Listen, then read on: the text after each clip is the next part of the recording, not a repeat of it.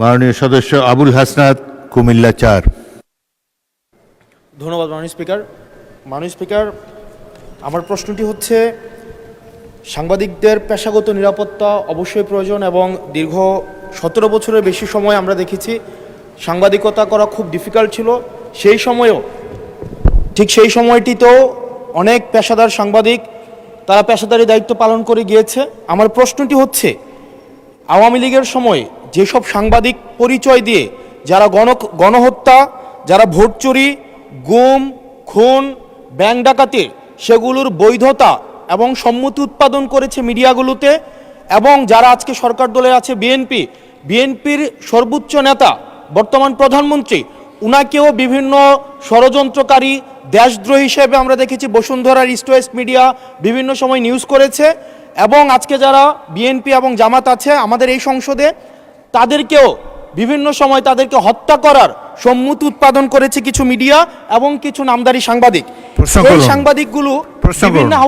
এই সাংবাদিকগুলোকে বিভিন্ন হাউজে আবার এখন বর্তমানে পুনর্বাসন করা হচ্ছে। এই জুলাইয়ের পরে এখন টিভি থেকে জুলাইয়ের পক্ষের যারা সাংবাদিক ছিল তাদেরকে বের করে দেওয়া হয়েছে, সময় টিভিকে দখল করা হয়েছে। ইস্ট ওয়েস্ট মিডিয়া অর্থাৎ বসুন্ধরা গ্রুপের যে মিডিয়াগুলো রয়েছে তারা প্রতিনিয়ত আওয়ামী লীগের পক্ষে সম্মতি উৎপাদন করে যাচ্ছে। গতকাল মাইকে ঘোষণা দিয়ে ছাত্রদলকে নোয়াখালীতে মাইকে ঘোষণা দিয়ে পিটিয়েছে, সেটাকে উদযাপন করতে দেখা গিয়েছে বসুন্ধরা ইস্ট ওয়েস্ট মিডিয়াকে এবং কিছু টকশোজীবীদেরকে। আমার মাননীয় মন্ত্রীর কাছে প্রশ্নটি হচ্ছে, এইসব যারা এই গুম খুনের বৈধতা উৎপাদন করেছে, ভোট চুরির বৈধতা উৎপাদন করেছে, গণতন্ত্রের পক্ষে যারা ছিল তাদেরকে হত্যাযোগ্য করে তোলা হয়েছে, এইসব সাংবাদিক, নামধারী সাংবাদিক এবং এই মিডিয়াদের বিপক্ষে বা কি ধরনের আইনি ব্যবস্থা নেওয়া হবে, আইনি ব্যবস্থা আদৌ নেওয়া হয়েছে কিনা, কেন তাদেরকে আবার পুনর্বাসন করা হচ্ছে, সেটির আইনগত কি ব্যাখ্যাটি কি, সেটি এই সংসদের সামনে উপস্থাপন করার জন্য অনুরোধ জানাচ্ছি। ধন্যবাদ। মাননীয় মন্ত্রী, কি ব্যবস্থা নিচ্ছেন এইসব সাংবাদিকদের বিরুদ্ধে সেটি জানতে যাচ্ছি। মাননীয় স্পিকার, আপনাকে ধন্যবাদ। Our friend and opposition member একটি প্রশ্ন করলেন না, কয়টি প্রশ্ন করলেন, আমরা সেই ট্র্যাকটা হারিয়ে ফেলেছি।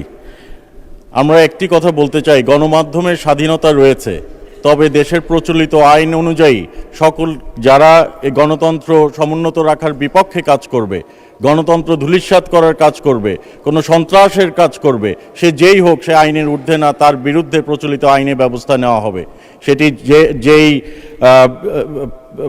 যেই সাংবাদিক হোক, আর আমাদের পলিটিশিয়ান, বিজনেসম্যান, চাকরিজীবী আইনের ঊর্ধ্বে তো কেউই না। কাজেই কেউ যদি আইনের বিপক্ষে কাজ করে সে তার বিরুদ্ধে বাংলাদেশ জাতীয়তাবাদী দলের নেতৃত্বে যে সরকার গঠন হয়েছে, মাননীয় প্রধানমন্ত্রীর নেতৃত্বে যে সরকার গঠন হয়েছে, সেই বিরুদ্ধে নিশ্চয়ই প্রচলিত আইনে ব্যবস্থা গ্রহণ করা হবে। ধন্যবাদ মাননীয় স্পিকার।